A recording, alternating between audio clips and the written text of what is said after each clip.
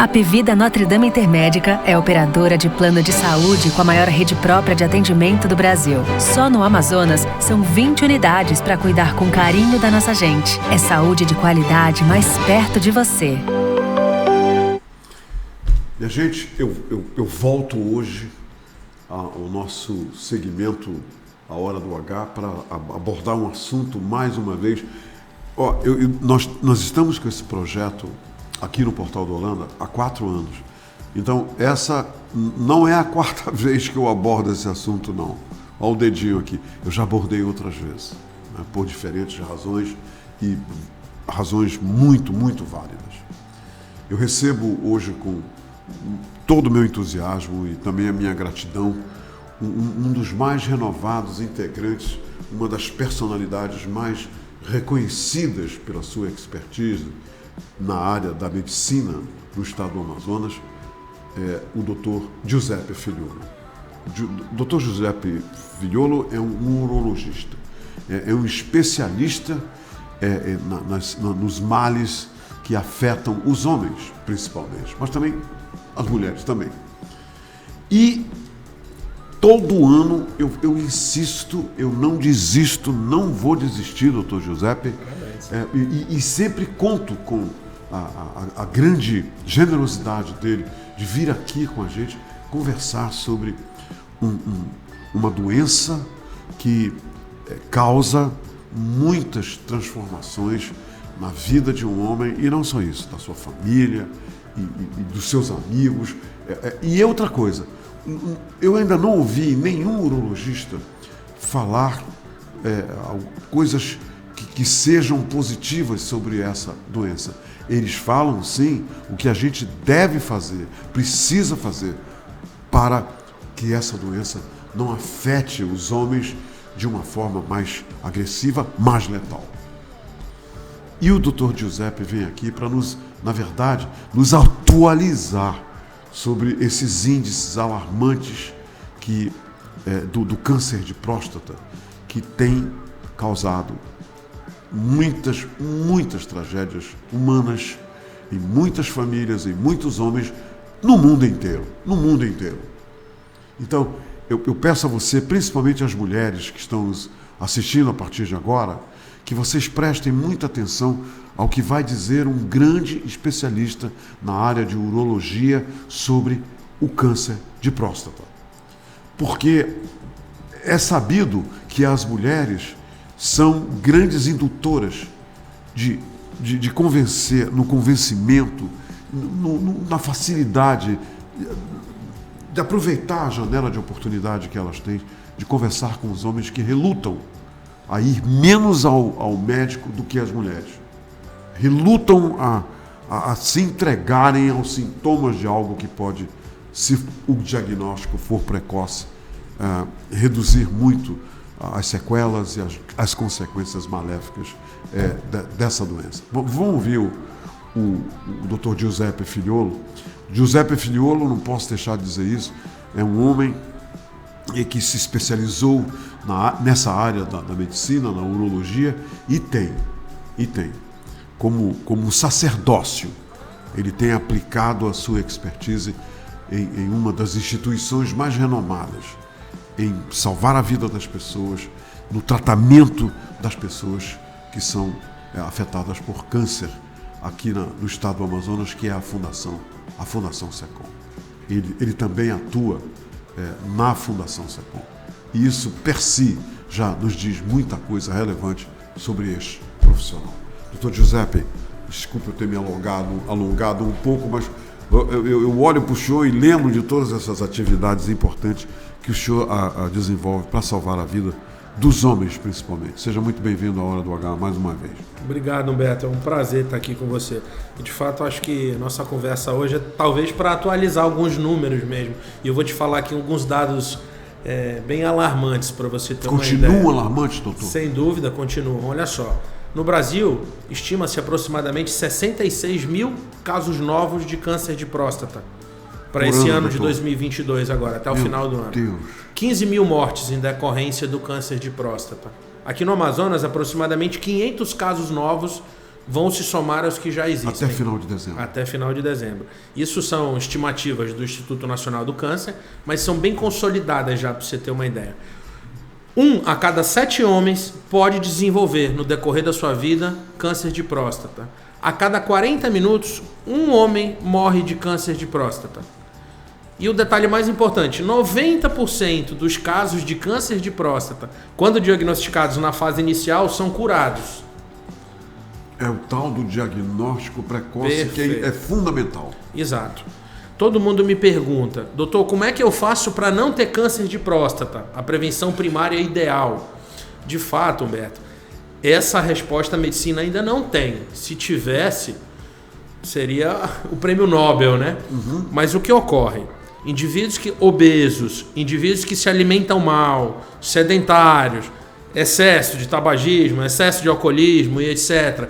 E o próprio envelhecimento, que é uma consequência natural da vida... O exercício físico também conta? Protege, sem dúvida nenhuma. Já tem estudos científicos que evidenciam que sedentarismo, obesidade e uma dieta muito rica em gordura e etc., favorece câncer de próstata. Inclusive, os asiáticos lá, que tem uma dieta mais balanceada, que tenha como hábito praticar atividades físicas, tem menos câncer de próstata dos que os países europeus e norte-americanos. É um fato comprovado.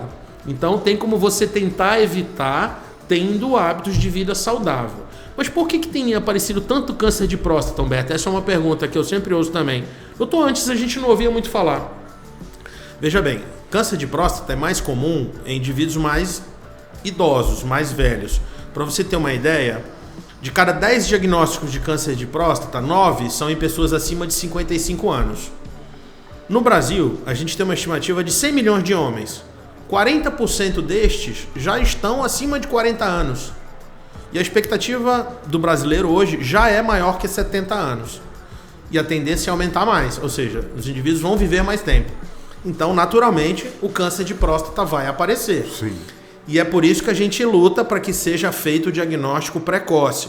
Porque quando o indivíduo não faz o diagnóstico precoce, é muito sofrimento. A doença começa a ter sintomas, sinais muito desagradáveis, e aí o tratamento às vezes já não é curativo. É uma doença que causa muito sofrimento. Muito sofrimento. Eu trabalho no SECOM e já tenho expertise nesse assunto. Claro. Trabalho lá há quase 20 anos. Então, infelizmente, ainda pelo menos 1/3 dos casos que chegam com a gente lá no SECOM já chegam em fase avançada. O que não pode ocorrer é o indivíduo esperar o sintoma aparecer para ir procurar o médico. Porque o câncer, ele é silencioso. Você só procura o médico quando está doente. Exatamente. Não procura o médico quando não tem sintoma, não tem nada. É por isso que as mulheres são nossas aliadas, porque de fato Sim. elas levam os homens a procurar o médico. Pesquisa também, 51% dos homens admite não frequentar o médico regularmente. 2/3 ainda não realizou o toque retal. 1/3 dos homens tem mais medo de ficar desempregados do que ficar impotentes. Olha só esse dado. Repita esse dado, por favor. 1/3, 30% dos homens tem mais medo de ficar desempregado do que ficar impotente. E sabe o que eles pensam? Não, eu não vou fazer o diagnóstico de uma doença dessa, porque senão eu vou ficar impotente. Eu vou ter que fazer um tratamento e eu vou ficar impotente. Esse talvez seja um dos maiores preconceitos. O raciocínio precisa ser o contrário. Eu preciso fazer o diagnóstico na fase inicial para que essa doença não complique e eu não evolua para um quadro de impotência, de incontinência urinária, de emagrecimento, de adoecimento. E aí sim você vai... Sofrimento. De sofrimento. Entendeu? Porque quando diagnosticado inicialmente, o cara trata, fica curado e volta a ter vida plena. Inclusive parte sexual volta a funcionar. Sim. Tenho vários exemplos. Então o raciocínio é o oposto. Os homens, às vezes, eles têm medo de ir no médico, com medo de descobrir alguma coisa, e aí, puxa, eu vou ter que parar as minhas outras prioridades. Só que veja bem, se você não fizer isso agora, quando você adoecer, meu amigo, aí infelizmente... Vai parar de vez vai mesmo. Vai parar de vez, querendo ou não, né? Querendo ou não. Pois não. Um dado super importante pra você ter ideia. Os homens morrem em média 7 anos mais jovens do que as mulheres. Continua esse índice? Em todas as faixas etárias. Nos indivíduos mais jovens, normalmente causas violentas. Nos indivíduos mais maduros... Existem mais viúvas do que viúvas. Perfeito. É isso. A gente já conversou sobre isso. É essa frase que eu sempre digo. Foi. Ainda existe. Doenças cardiovasculares. Coração, infarto, AVC, são a primeira causa de morte ainda. Por quê? Porque um homem hipertenso não vai no posto de saúde para fazer a medida da pressão, para tomar o medicamento de forma adequada. O diabético também da mesma forma. Tem uns que abandonam o tratamento, que acham que já estão bem, né, doutor? Exatamente isso. E em segundo lugar, depois dessas mortes por acidente cardiovascular, vem os cânceres. Destaca-se o de próstata, que é o mais comum deles. Porém, ele não é o mais letal. Para você ter uma ideia, o câncer de próstata, entre aspas, ele é bonzinho. Você consegue a cura na maioria das vezes, a não ser quando o indivíduo já está muito avançado. E a ideia é essa: previna-se, faça o diagnóstico precoce. Seja herói da sua própria saúde, né? Claro. Doutor Giuseppe, eu consultei alguns sites para ver qual é o posicionamento atual no Novembro Azul, que nós estamos em pleno Novembro Azul, sobre a questão do toque retal. Maravilha. E eu vejo que há em sites franceses, americanos, italianos, portugueses, eu consultei todos esses sites e lá está a menção, mas não escapa, doutor. O nosso espectador aqui pode até verificar isso se quiser.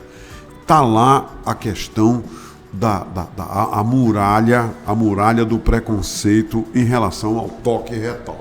Que homens do mundo inteiro se recusam a fazer o toque retal, que é recomendado pelos urologistas do mundo inteiro. Agora apareceu aí um novo conceito, não sei se essa é a palavra, conceito, mas que está lá, e eu li, doutor Giuseppe, que o PSA pode substituir o toque retal. Quer dizer, aí eu fiquei pensando, homens como eu vou me colocar num exemplo, homens como eu, que desde 40 anos eu faço o toque retal todo ano. Quer dizer, agora vem alguém e diz, não, basta o PSA e está tudo bem.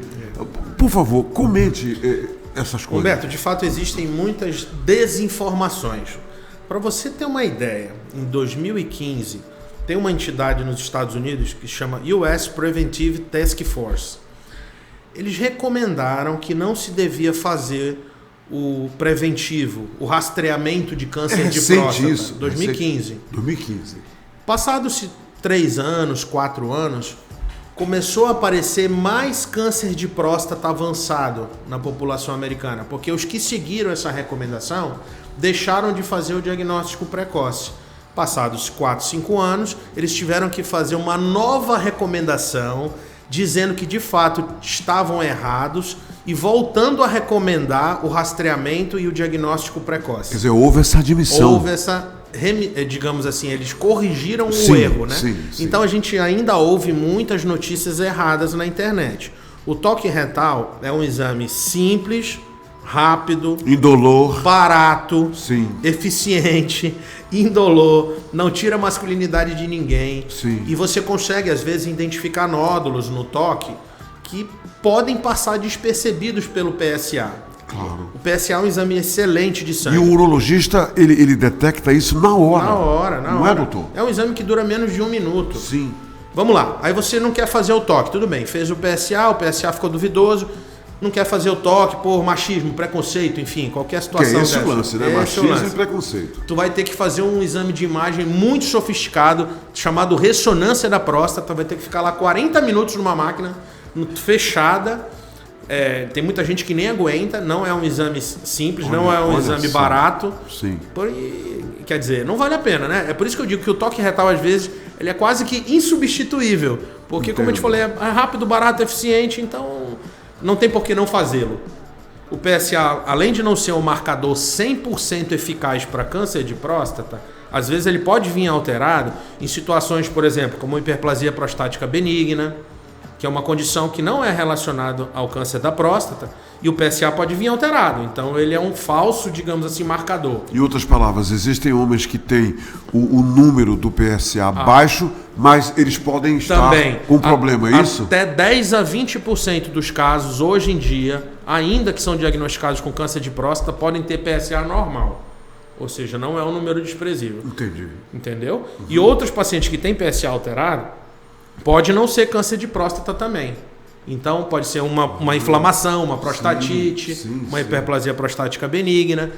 O PSA é um excelente marcador. Ele foi descoberto no final da década de 80. A partir da década de 90 começou a se usar rotineiramente. Ele diz que tem alguma coisa errada no organismo. Exato. Não é isso? O PSA, quer dizer, como um todo. Exato. Aí você precisa especificar se aquela alteração de PSA é devido a um câncer ou não. O toque retal, nesse caso, vai ajudar muito. E mais um detalhe importante. Quando ambos estão normais, o PSA e o toque, a chance de um indivíduo ter câncer de próstata já cai para próximo de 0. Aí já te dá mais segurança.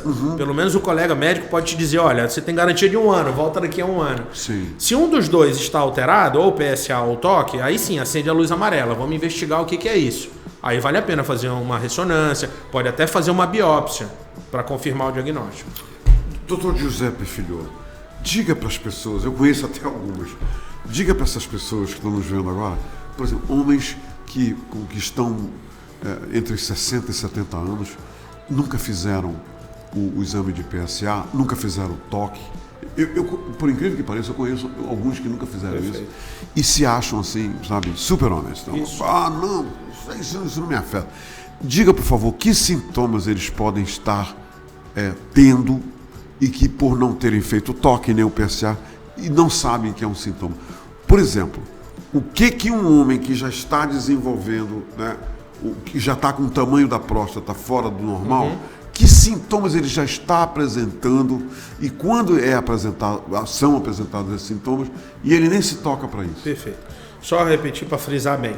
O câncer de próstata, no início, ele é assintomático. Totalmente, né? Totalmente. Até porque é um nódulo que nasce na zona periférica, ele nasce próximo da cápsula, na zona externa da próstata. Por isso que ele não dá sintomas no início e é por isso que a maioria dos nódulos é palpável no toque retal. Depois dos 60 anos, existe um crescimento benigno natural da próstata, chama hiperplasia prostática benigna.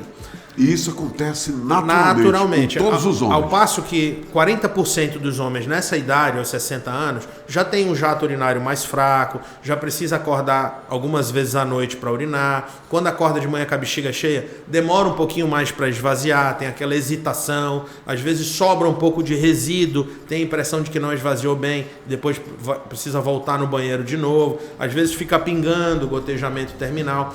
Isso é sintoma, obviamente, de crescimento prostático, que na maioria das vezes é benigno, mas também... Mas é um sintoma de crescimento prostático. Sim, mas também pode ser maligno. E se for maligno, aí a coisa está mais séria ainda.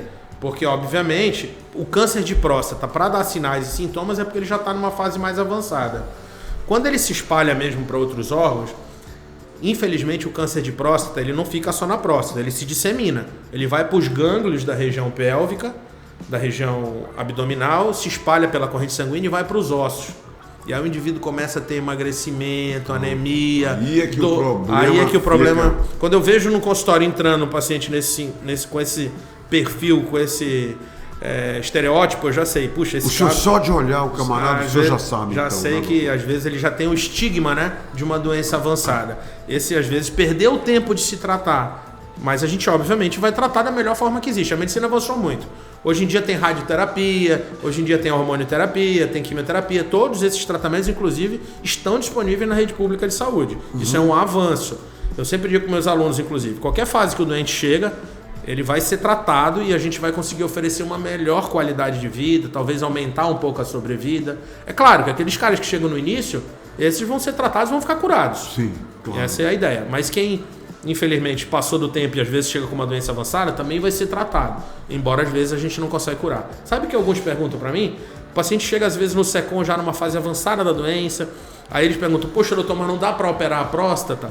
Olha, infelizmente, se a doença já saiu da próstata, Humberto, você imagina, já está disseminada nos ossos, tudo, qual que é a finalidade de eu ficar cutucando a próstata lá? Não tem sentido. Aí o tratamento já muda de padrão, normalmente é quimioterapia, radioterapia, hormônio.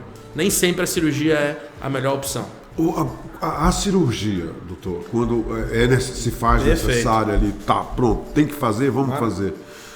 Diga, por favor, hoje em dia, como é que o homem fica depois que ele faz a cirurgia? Por exemplo, a impotência é uma marca dessa retirada da próstata? Eu atendo todos os dias homens que já foram operados por mim e atendo todos os dias homens que vão ser operados. Hoje em dia, sem sombra de dúvida, a cirurgia evoluiu tanto. O indivíduo opera num dia, no outro dia ele vai para casa.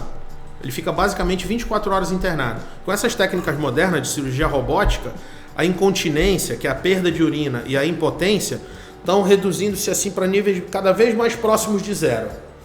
Depende muito de como é que o indivíduo era antes da cirurgia também, Humberto. Tem esse detalhe. Às vezes é um paciente já diabético, que já tem uma idade avançada, que já toma um monte de remédio, que já não está com a potência muito boa. Obviamente que depois da cirurgia não vai ocorrer um milagre.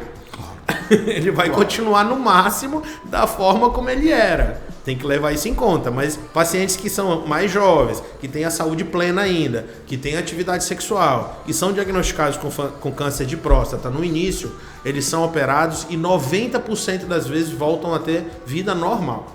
Doutor Giuseppe, o senhor falou que, me corrija se eu... 1 em cada 7, 1 em cada 9, 1 em cada 7 homens irá desenvolver câncer de próstata. Me diga aqui uma coisa. O que os homens que estão nos ouvindo agora e as mulheres desses homens, né, que estão nos ouvindo agora podem fazer? Eles deveriam começar a fazer o PSA, fazer o toque. Com quantos anos de idade o senhor recomenda, camarada? No dia do teu aniversário, vai lá e te dá de presente esses anos. Maravilha. Com quantos anos? A recomendação da Sociedade Brasileira de Urologia, que é muito próxima da Sociedade Americana de Urologia, da Sociedade Europeia, é que indivíduos a partir de 45 anos que tenham antecedente na família de câncer de próstata, que já tiveram casos de próstata na família, pai, irmãos, tios, etc. Nesses indivíduos, a partir de 45 anos, toque retal e PSA. E indivíduos da raça negra também, Humberto, que tem uma propensão maior a ter câncer. É biológico isso, etnia, doutor? sim. Tem questões hormonais também envolvidas com esse assunto. Entendo. E no geral, para quem não tem antecedente familiar, para quem não tem raça negra, a partir de 50 anos é a recomendação, ok? A partir de 50, né? Lembrar que o ideal é você procurar o médico o quanto antes. O urologista também tem esse papel, digamos assim, de ser um coordenador da saúde geral do homem. Às vezes eu recebo paciente jovem lá no meu consultório, 20, 30 anos, com queixa de problemas sexuais, às vezes ejaculação precoce, sim, ou às vezes dificuldade de ter ereção.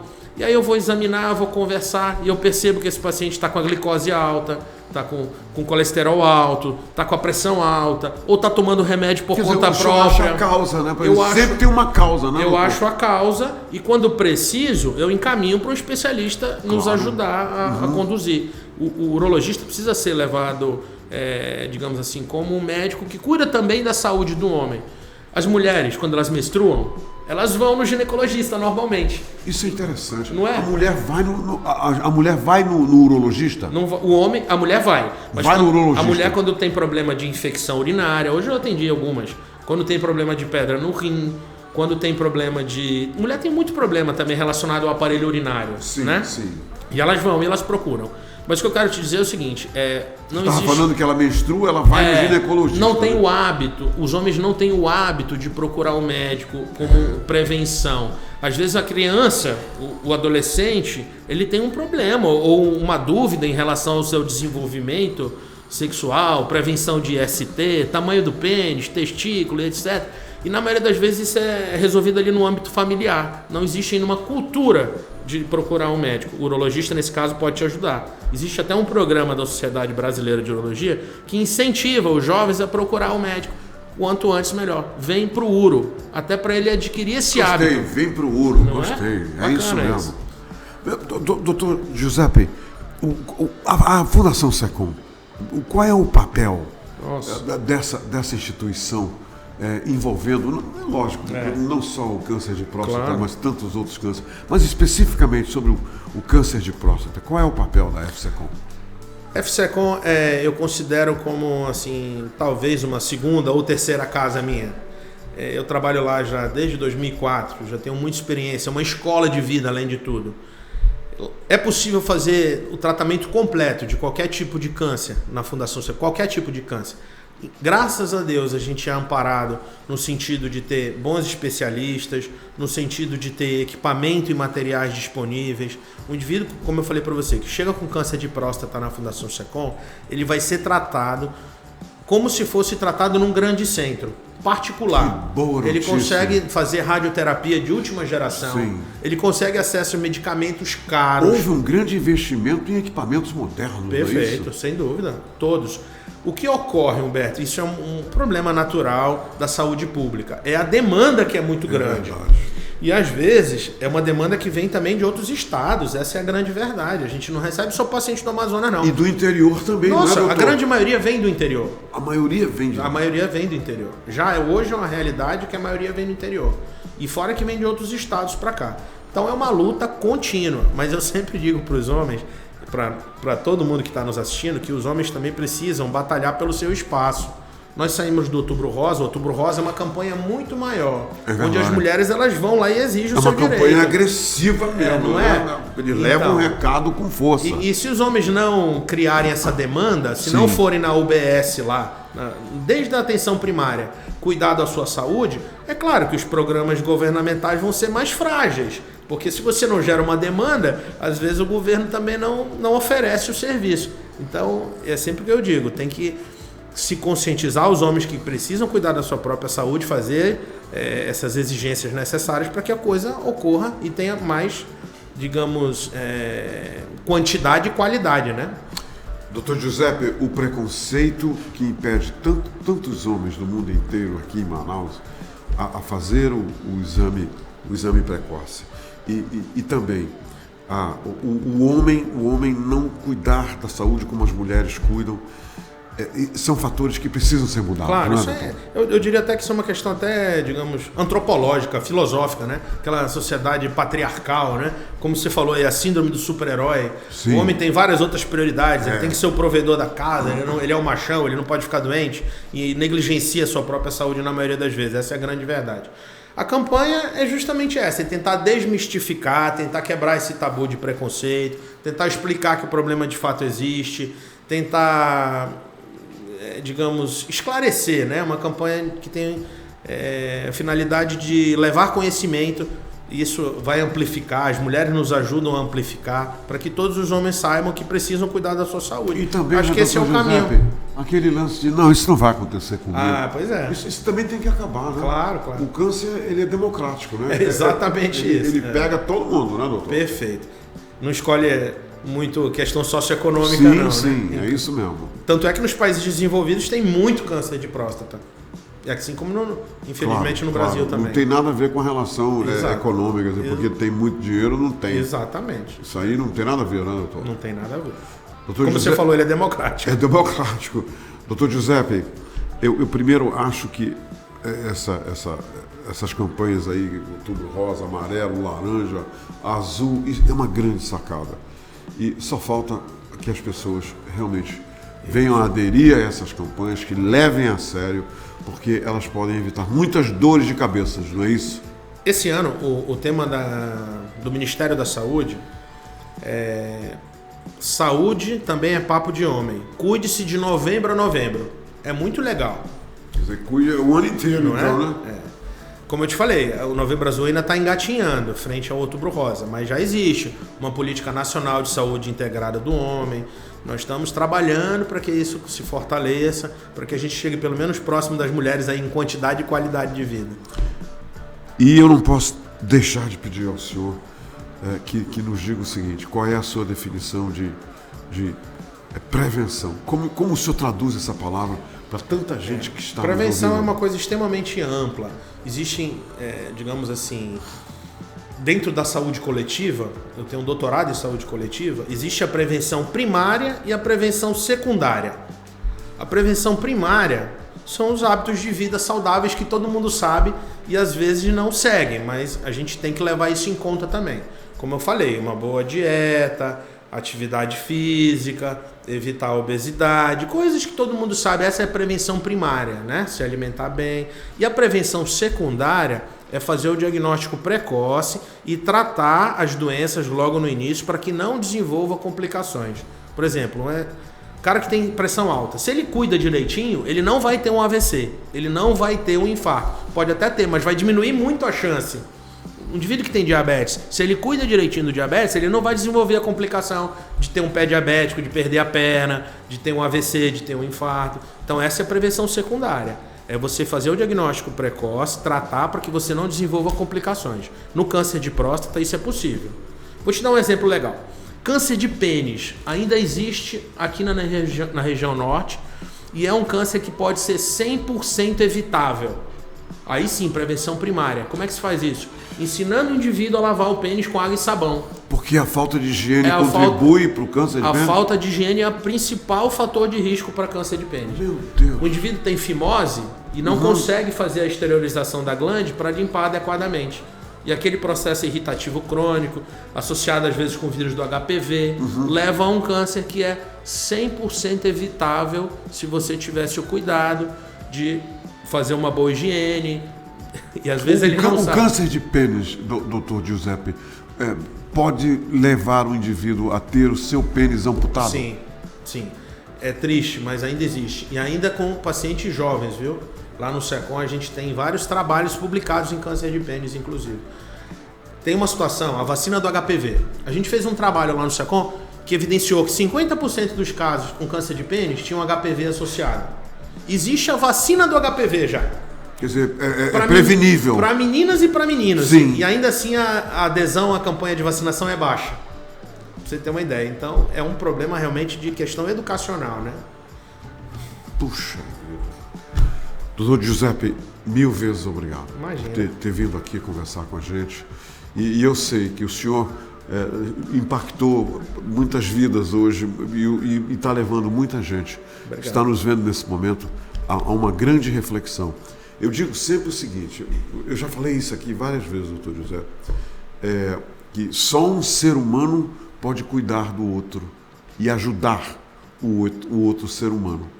Mas no caso dos cânceres, se você não cuidar de si mesmo e na hora que os outros forem cuidar de você, é porque a coisa não está boa, não é, doutor? É isso mesmo. Então, Humberto, eu sempre digo assim, um exemplo, quando a pessoa se acha que está deprimida, que está com muito problema, etc., passa um dia lá com a gente, lá na Fundação SECOM, ou então vai lá na LAC, tenta contribuir, fazer uma filantropia com um grupo de fato que tem cuidado bem dos nossos pacientes com câncer, porque aí você vai entender a realidade, a dura realidade, e quem sabe vai melhorar, inclusive como pessoa. Doutor Giuseppe, muito obrigado. Imagina, não por isso, Humberto. E eu vou fazer uma revelação para o senhor. As pessoas quando me perguntam, amigos meus quando me perguntam assim, Humberto, como é que você está? Eu digo para eles, se eu reclamar é pecado. Então, fique no grupo daqueles que se reclamarem é pecado. Se não, se você tem dúvida, aceite o convite do doutor Giuseppe. Vai lá na FCCOM para ver se você tem realmente razão para estar reclamando. Não é, Alberto? Não é isso, doutor? Vamos em frente. Vamos em frente. Homens, sejam heróis da sua própria saúde. Cuidem-se. É isso mesmo. Gente, obrigado pela companhia. A Pevida Notre Dame Intermédica é operadora de plano de saúde com a maior rede própria de atendimento do Brasil. Só no Amazonas, são 20 unidades para cuidar com carinho da nossa gente. É saúde de qualidade mais perto de você.